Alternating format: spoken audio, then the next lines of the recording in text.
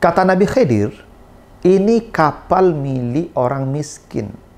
Fa'ammas safinatu fakanat limasakin. Ini kapal adalah milik orang miskin. Makanya definisi miskin dari sini. Apa itu miskin? Orang yang memiliki sesuatu. Berarti dia punya harta, tuh kapal punya dia. Dan dia punya pekerjaan ya'maluna fil bahar. Mereka bekerja di lautan. Nah, miskin itu adalah orang yang memiliki harta, memiliki rumah, bahkan mungkin memiliki kendaraan, memiliki pekerjaan, memiliki penghasilan. Seperti ini, bekerja di lautan, ada pekerjaannya, ada penghasilannya. Tetapi penghasilannya tidak mencukupi kebutuhan pokok dirinya dan keluarganya. Mengurai rahasia Al-Quran melalui makna dan mabna.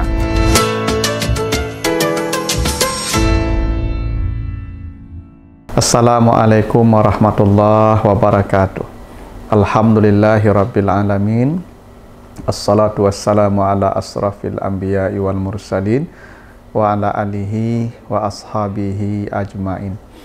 Para pemirsa program Makna dan Mabna yang dimuliakan Allah, kembali kita lanjutkan bahasan kita tentang bangunan dan struktur kata dan kalimat di dalam Al-Quran, serta makna dan pesan di balik bangunan dan struktur kata dan kalimat di dalam ayat-ayatnya tersebut. Yang kali ini kita akan bahas surat Al-Kahfi ayat yang ke-79. Kita baca ayatnya. Auzubillahi minasyaitonirrajim. Ammas safinah fakanat limasakin ya'maluna fil bahar fa'aradtu an u'ibaha wa kana wara'ahum malikun ya'khuzu kulla safinatin ghasba. Adapun kapal yang saya bocorkan itu, maka kapal itu adalah milik orang miskin yang bekerja di lautan menangkap ikan. Saya ingin melobanginya, merusaknya, karena ada di belakang mereka raja yang selalu mengambil kapal-kapal yang baik, yang bagus sebagai rampasan untuk raja. Nah, itulah artinya surat Al-Kahfi ayat 79. Ayat ini adalah penggalan kisah Nabi Musa dan Nabi Khidir. Ketika Nabi Musa belajar ke Nabi Khidir, maka Nabi Khidir mengajak Musa pergi berjalan dengan syarat engkau tidak boleh bertanya apapun yang saya lakukan sebelum saya beritahukan apa rahasianya. Maka berjalanlah Nabi Musa dan Nabi Khidir sampai di suatu pantai. Nabi Musa dan Nabi Khidir naiklah sebuah kapal. Kapal itu kemudian setelah berlabuh di dermaga oleh Nabi Khidir dibocorkan. Melihat keadaan itulah Nabi Musa protes. Karena Nabi Musa ini bukan tidak sabar sebetulnya. Nabi Musa ini paling tidak bisa melihat kemungkaran di depan matanya. Karena dia keras dengan kemungkaran. Itu makanya Nabi Harun sampai putih jenggotnya dipegang oleh Nabi Musa. Karena dia marah kenapa dia membiarkan umatnya berbuat mungkar menyembah patung anak sapi. Jadi Nabi Musa itu sebenarnya bukan tidak sabar dia, tetapi dia tidak bisa melihat kemungkaran di depan matanya. Walaupun tadi sudah berjanji tidak boleh bertanya, tidak boleh menegur gurunya Nabi Khidir, tapi tetap dia tegur. Kenapa? Karena dia tidak tahan melihat kemungkaran. Masa kapal yang sudah kita menumpangnya gratis, ya orangnya baik, tapi kenapa dibocorkan? Ya. Inilah yang membuat Nabi Khidir kemudian menegur. Tadi kan sudah saya katakan, jangan tegur, jangan bertanya sebelum saya kasih tahu.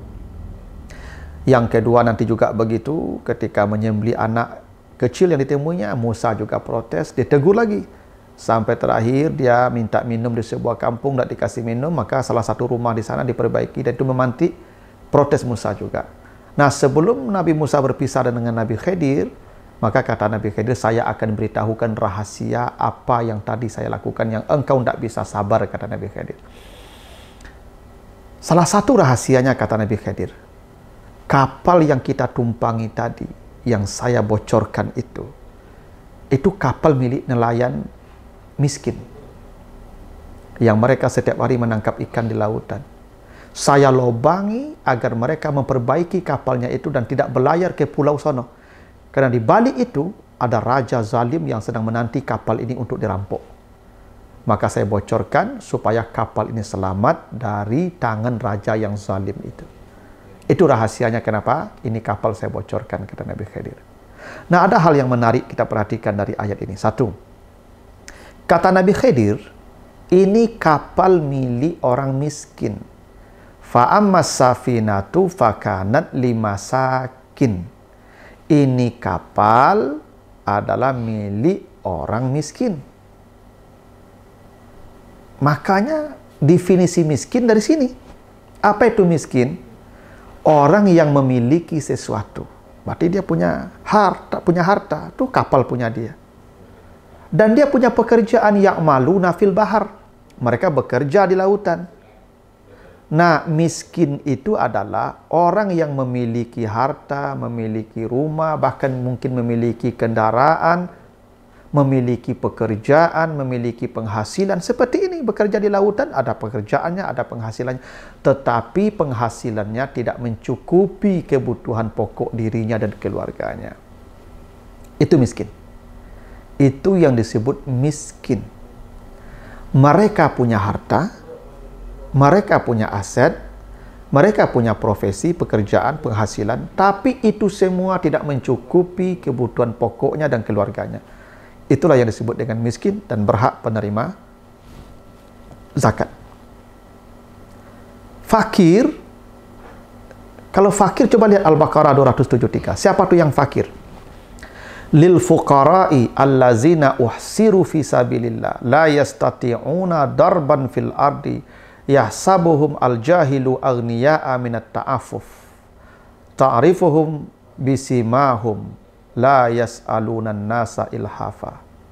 Jadi kata Allah, orang fakir itu adalah orang-orang yang tertahan dalam jihadnya di jalan Allah, hingga mereka tidak punya kemampuan, tidak punya waktu, kesempatan untuk berjalan ke sana kemari mencari harta. Orang-orang bodoh mengira dia kaya karena tidak pernah minta-minta. Karena memang mereka menghindari diri dari meminta-minta kepada manusia. Itu fakir. Siapa itu fakir? Fakir itu dia tidak bekerja. Dia tidak punya aset. Dia tidak punya penghasilan. Dia tertawan dari perjuangannya di jalan Allah. Dulu tentara yang berperang di jalan Allah, membela agama Allah. Tentara tidak sempat berdagang. Tentara tidak sempat bertani karena dia sibuk berperang di jalan Allah. Tidak punya penghasilan dia. Tapi mereka tidak mau minta-minta pula.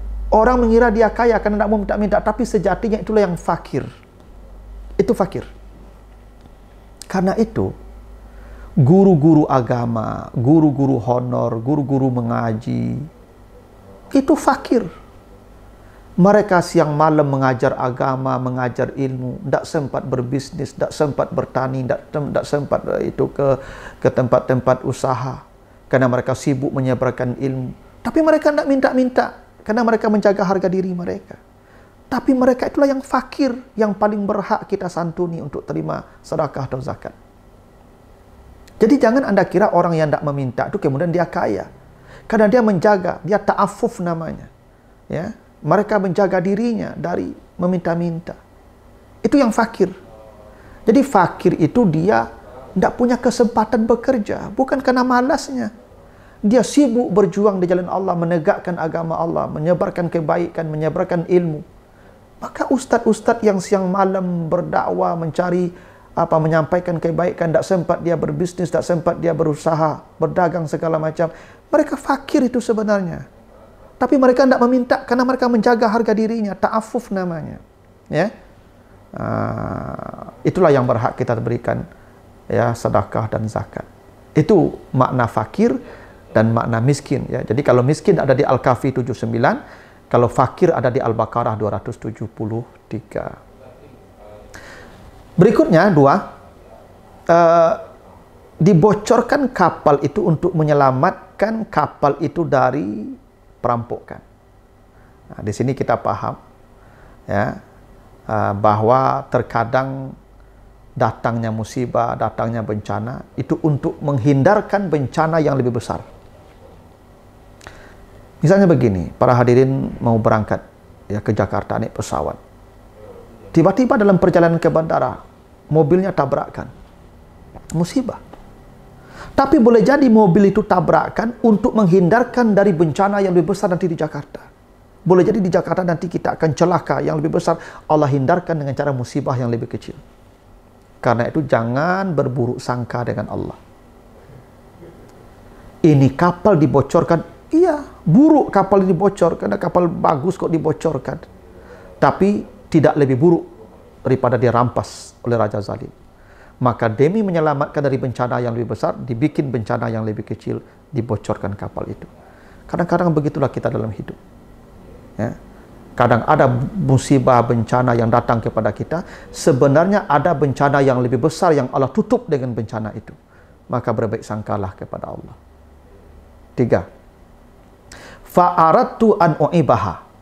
Saya ingin menjadikan dia rusak. Saya ingin merusaknya. Ingat ya, saya merusaknya. Padahal itu kan perintah Allah ya. Dia tidak mengatakan kami merusaknya. Saya atas perintah Allah merusaknya, tidak. Saya yang merusak. Apa maknanya itu? Keburukan tidak boleh disandarkan kepada Allah. Ya. Coba nanti lihat berikutnya. Ketika dia membunuh anak, maka bukan aradtu, fa'aradna. Kami ingin. Ketika dia memperbaiki rumah yang hampir roboh, fa'arada rabbuk. Bukan aradtu. Kebaikan sandarkan kepada Allah, tapi keburukan sandarkan pada kita. Itu kenapa siratal lazina an'amta itu nikmat ke engkau. Tapi ghairil maghdubi tidak ada ghadibta. Marahnya bukan ke engkau, tapi maghdub majhul. Adab kita bicara dengan Allah. Setiap keburukan itu ke kita. Kalau kebaikan itu kepada Allah. Itu kenapa ketika merusak fa'aradtu an aibaha. Bukan fa'arada rabbuka, tapi fa'aradtu. 4. Wa kana wara'ahum malikun ya'khuzu kulla safinatin ghasba. Di balik itu ada raja yang selalu merampok hak rakyatnya. Ya'khuzu ya, itu fi'il mudhari ya. Karena akan selalu ada raja yang merampok milik rakyatnya. Akan selalu ada raja. Apakah merampok tanah rakyatnya? Apakah merampok lahan? Apakah merampok bangunan? Apakah merampok ya aset-aset rakyatnya? Akan selalu ada raja. Itu makanya malikun itu nakirah. Ini umum. Akan banyak raja-raja yang begitu. Setiap masa, setiap generasi, setiap tempat akan muncul raja-raja yang selalu ghasbah, yang merampok hak rakyat. Makanya ya'khuzu itu fi'il mudhari, present continuous, untuk menunjukkan ini kejadian akan terus berulang. Ya. Dan ada kata wara'ahum. Wara'a itu di kata belakang ya. Artinya belakang, lawannya amam. Tapi wara'a itu bukan belakang. Wara'a itu dikata wara. Wara itu artinya bersembunyi. Itu makanya tauriyah itu menyembunyikan maksud yang hakiki. Makanya di An-Nahl 5859 diceritakan bila seseorang dulu di masa jahiliyah, kalau ada orang dikabarkan istrinya melahirkan anak perempuan karena dia malu. Apa yang terjadi? Yatawara minal qaumi min su'i ma busyira bih. Dia akan bersembunyi, menyembunyikan wajahnya dari orang banyak. Menyembunyikan itu artinya ya tawara. Kata wara'a dari kata tawara itu. Wara, bersembunyi. Apa artinya itu? Akan banyak raja-raja yang merampok hak rakyatnya dengan bersembunyi di balik investasi kan namanya. Pengembangan negara kan namanya.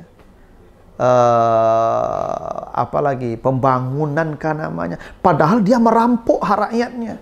Tapi yatawara, dia bersembunyi di balik kebijakan-kebijakan yang dilegalkan. Itu akan terus terjadi.